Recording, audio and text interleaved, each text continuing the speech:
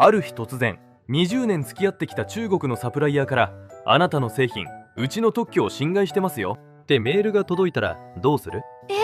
こっちが技術を教えた側なのに侵害って言われるんですか？それが今日の話だ。工場は引っ越せてもレシピは残る。この意味がわかるとチャイナプラスワンの見え方がガラッと変わるよ。今日のテーマは中国特許リスクという調達の資格。チャイナプラスワンで拠点を移しても中国に残した製造ノウハウが特許として戻ってくるリスクがある。この動画を見ればそのリスクの正体と調達担当として今すぐできる対策がわかる。調達の人が知財を気にしなきゃいけないってあんまりイメージなかったです。知財って聞くと知財部の仕事でしょって思いがちだけど、実は調達部門こそ最前線にいる。その理由も今日しっかり話していくよ。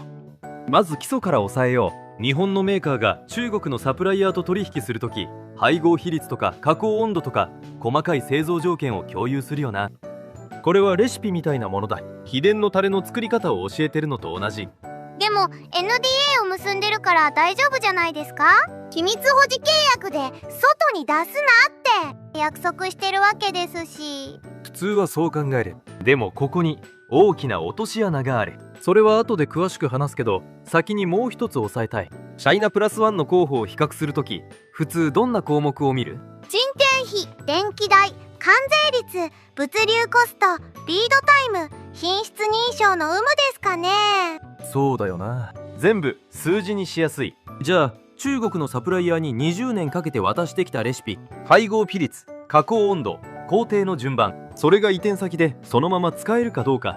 使えなかったら新たな立ち上げにいくらかかるか比較表のどこに載ってる？載ってないです。そう、載ってない。しかもそのレシピが中国側で権利として抑えられていたら、移転先で同じ作り方をすること自体がリスクになる。数字にしにくいリスクは比較表から抜け落ちる。中国の特許って聞いて正直どう思う？本当に効力あるのって思ってます。コピー品がいっぱい出回ってるイメージが強くて。5年前ならその感覚はそこまで外れてなかった。でも今は違う。中国は2014年に北京、上海、広州に知的財産専門の裁判所、知財法院を設置したんだ。日本の知財高裁みたいなものですか？近い。技術を理解できる裁判官が特許侵害を専門に審理する場所だ。これができてから特許権が実際に使える武器になった。損害賠償も取れる。だから企業が本気で特許を戦略的に使い始めたんだよ。中国に対するイメージがだいぶ変わってきました。10年前のイメージで止まってる人結構多いよ。向こうはもう安く作る国じゃなくて技術を守る国にシフトしてきてる。それちょっと怖くないですか？怖いけど知っておけば対処はできる。さっきの話の続きだけど、中国には実用新案っていう制度がある。特許の簡易版みたいなものだ。日本だとあんまり力がないイメージです。日本ではそう。でも中国の実用新案は性質が違う。実質的な審査がほぼないんだ。形式要件を満たしていればほぼ登録される。コストも安い。早ければ半年から1年で権利が成立する。出せば通るってことですか？極端に言えばそう。しかも重要なのは製造方法そのものが実用新案の対象になること。配合条件、加工温度、工程パラメータ、全部権利化できる。ということはこっちが教えた製造ノウハウを向こうが実用新案として出願できちゃうってことですか？できちゃう。しかも向こうは技術移転後の20年間日々の生産で条件を微調整してぶどまりを上げてきたはずだ。その改良分を自分たちの成果として権利化した。向こうには向こうの理屈がある。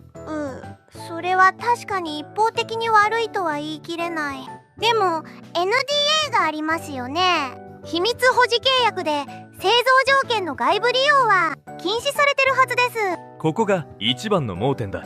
NDA は契約上の守秘義務。でも特許出願は特許法上の権利取得。レイヤーが違うんだよ。レイヤーが違う？ NDA は情報を外に漏らすなという約束だ。でもその情報で権利を取るなとは法的に別の話。 NDA を結んでいても相手が特許を出願すること自体は直接止められない。それ NDA の意味ないじゃないですか。情報漏洩に対する抑止力にはなる。でも権利化されることに対する防波堤としては NDA だけじゃ足りないんだ。さっき後で話すって言った落とし穴、今の話がまさにそれだ。 NDA を結んでるから安心は幻想だった。私私が NDA があるから大丈夫って言ったの完全にフラグでしたね。で、ここからリスクの全体像を整理する。パターンは3つ。パターン1、長年の取引先に開示した製造ノウハウが相手に権利化されるケース。チャイナプラスワンで新拠点に移しても新しいサプライヤーが同じ工法を使えば中国で成立した実用新案を侵害する可能性がある。工場は引っ越せても技術の権利関係は引っ越せない。パターン2、逆のパターンだ。新しく見つけたサプライヤーが提案してきた製造方法がすでに中国企業の特許に抵触していた。自分たちが知らないうちに他社の地雷を踏んでる。特許権は登録した国でしか効かないルールだけど、製品が中国市場に入る場合や中国を経由するサプライチェーンでは問題になる。パターン3、2000年代に技術移転した製造ノウハウが20年の時を経て壁になって帰ってくるケース。当時の NDA の知財条項は曖昧なことが多い。相手はその技術を改良して特許ポートフォリオを構築してる。過去に渡した技術が壁になって帰ってくる時限爆弾みたいですね。特にパターン3、過去の技術移転が今になってっていうのは盲点すぎます。20年前に技術を渡した先輩たちはまさか相手が特許を取るなんて思ってなかっただろうしな。時代が変わった、ルールが変わった。でもルールが見えれば対策は打てる。ここまでの話を整理すると、中国の特許制度が強くなって実用新案も実質ノーチェックで登録できて NDA だけじゃ権利化を止められない。そこまでの理解でバッチリだ。じゃあ次はどうすればいいかだな。でも特許の話なんて知財部の領域じゃないですか。私に何ができるんですか？知財部は特許の専門家、法務部は契約の専門家だ。でもな、どのサプライヤーにいつどんな製造条件を開示したかを一番知ってるのは誰だ？調達部門。そう、現場の技術情報フローを握ってるのはサプライヤーとの窓口である俺たちだ。具体的にやることは3つ。1つ目、技術開示フローの可視化。サプライヤーマップにどんな製造条件を開示したかを追加する。配合情報なのか、加工パラメータなのか、図面レベルなのか、1列足すだけでいい。1列足すだけなら明日からでもできそうですね。2つ目、知財部門との連携。新しいサプライヤーに技術情報を開示する前に知財部や設計部とこの情報を出して大丈夫かをすり合わせる仕組みを作る。3つ目、 QCD プラス IP。 サプライヤー選定の時に品質、コスト、納期に加えて IP、 つまり知財の視点を入れる。いわゆる知財デューデリジェンスだ。 QCD に IP を足す。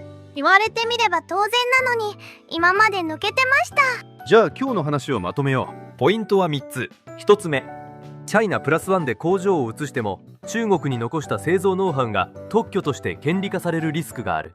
工場は引っ越せてもレシピは残る。コスト比較だけじゃ見えないリスクだ。2つ目、中国の知財制度は大きく変わっている。知財法院の設置で特許権が実効性のある武器になり、実用新案も製造方法をカバーできてほぼ無審査で登録できる。しかも NDA だけでは権利化を防げない。守秘義務と権利取得は法的に別のレイヤーだ。中国の特許なんてっていう昔のイメージはもう通用しないし、 NDA があるから安心というのも幻想だった。3つ目、調達部門がやるべきことは技術フローの可視化、知財部門との連携、そしてサプライヤー選定に IP の視点を入れること。どのサプライヤーに何を渡したかを知ってるのは調達だけだ。その情報がなければ知財部も法務部も動けない。特許の専門知識がなくても調達の立場からできることがちゃんとあるんですね。中国ってもう安く作れる国だけじゃないんですね。技術を権利として保有する国に変わりつつある。それ自体は悪いことじゃない。中国のサプライヤーも自分たちの技術を資産として守るステージに上がってきてるんだ。敵とか味方じゃなくてお互いの権利をちゃんと理解した上で付き合っていくってことですね。そうだな。20年間物を作ってくれた相手を悪者にする必要はない。ただ俺たちが技術情報の流出と権利化のリスクを見てこなかった。そこを認めてこれから変えていけばいい。調達ってただ物を買ってくるだけじゃないんだなって改めて思いました。ところで今日は中国の特許リスクの話をしたけど、実はもう一つ厄介なテーマがある。まだあるんですか？サプライヤーとの契約書に知財条項を入れるとき何をどう書けばいいか。 NDA だけじゃ足りないって今日分かったよな。じゃあ契約でどこまでカバーできるのか。それめめちゃくちゃ知りたいです。次回はその辺を掘り下げてみよう。契約書に1行足すだけで変わることって結構あるからな。今日もたくさん勉強になりました。見えてないリスクが一番怖いからな。